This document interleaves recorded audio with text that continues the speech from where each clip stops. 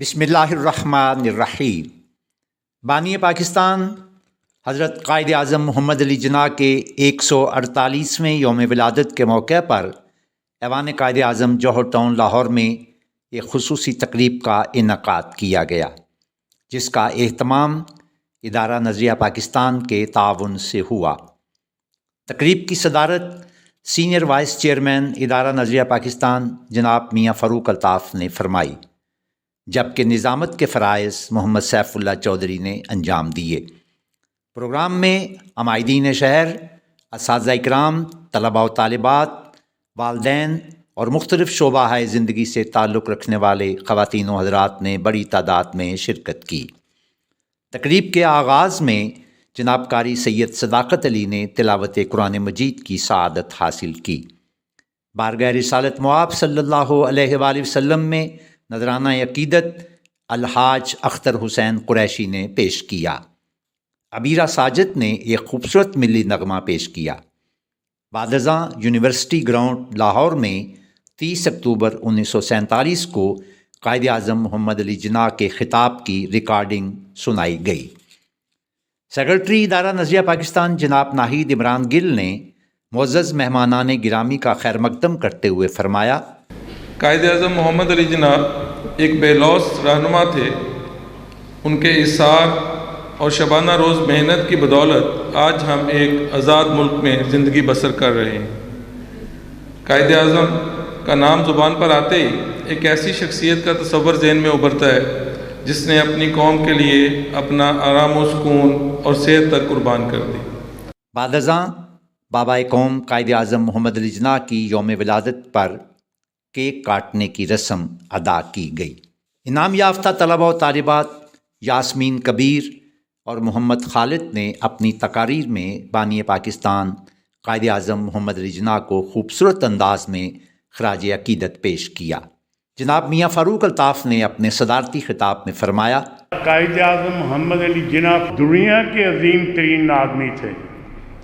دیکھیے انہوں نے تاریخ بدل دی، انہوں نے ایک نئی نیشن پیدا کر دی، اور نیشن بھی وہ نیشن جس کے اندر وہ جذبہ تھا جو کسی زمانے میں مسلمانوں تھا، جن کے بارے میں کہا جاتا ہے کہ کچل ڈالا تھا جن پاؤں میں تاج سرے تھا۔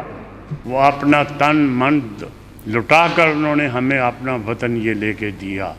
ممبر بورڈ آف گورنرز ادارہ نظریہ پاکستان جناب مجیب الرحمان شامی نے اظہار خیال کرتے ہوئے فرمایا، قائد اعظم محمد علی جناح کوئی کسی بڑے جاگیردار کے بیٹے نہیں تھے، کسی بڑے سرمایہ دار کے گھر میں پیدا نہیں ہوئے تھے۔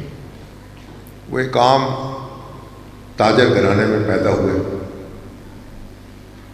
اور انہوں نے جو کچھ بھی حاصل کیا اپنی محنت سے حاصل کیا۔ کام کام اور کام، یہ ان کا پیغام تھا۔ قائد اعظم نے زندگی بھر کبھی جھوٹ نہیں بولا۔ انہوں نے کوئی ایسی بات نہیں کہی جو کمرے میں باتیں کر رہے ہوں اور باہر جلسے میں بات دوسری کر رہے ہوں۔ جو بات گھر کے اندر کہی وہی گھر کے باہر کہی، جو بات ایوان میں کہی وہی بات میدان میں کہی۔ رکن بورڈ آف گورنرز ادارہ نظریہ پاکستان میاں سلمان فاروق نے اپنے تاثرات کا اظہار کرتے ہوئے کہا، اللہ نے ہمیں قائد اعظم محمد علی جناح اور علامہ اقبال جیسے لیڈروں سے نوازا، جنہوں نے ہمیں مایوسی سے نکالنے کے لیے ایک انتھک محنت اور جدوجہد 30 سال جاری رکھی۔ ہمارے قائد کی زندگی کو دیکھیے تو بچپن سے جدوجہد اور محنت اور ڈسپلن، یہ 3 چیزیں آپ کو نظر آئیں گی۔ وہی 3 چیزیں ان کی اس پرسنالٹی کا حصہ بن گئیں جو روز مرہ کی زندگی میں ان کی ان ایکٹیویٹیز کو ہائی لائٹ کرتی ہے، جس نے انہیں اس ٹریمنڈس اور مارولس کامیابی سے ہمکنار بھی کیا۔ ماہر اقبالیات پروفیسر حلیمہ سعدیہ نے اپنے خطاب میں کہا، قائد اعظم محمد علی جناح کے 148ویں جنم دن کو مناتے ہوئے جو پیغام میں آج آپ کے ساتھ شیئر کرنا چاہتی ہوں وہ یہ ہے کہ قائد اعظم اپنی کم عمری میں اپنی جوانی میں، اپنے بڑھاپے میں نظم و ضبط، استحکام، جذبے کا، حوصلے کا، ارادے کا اور مسلمان ہونا کبھی نہیں بھولے تھے۔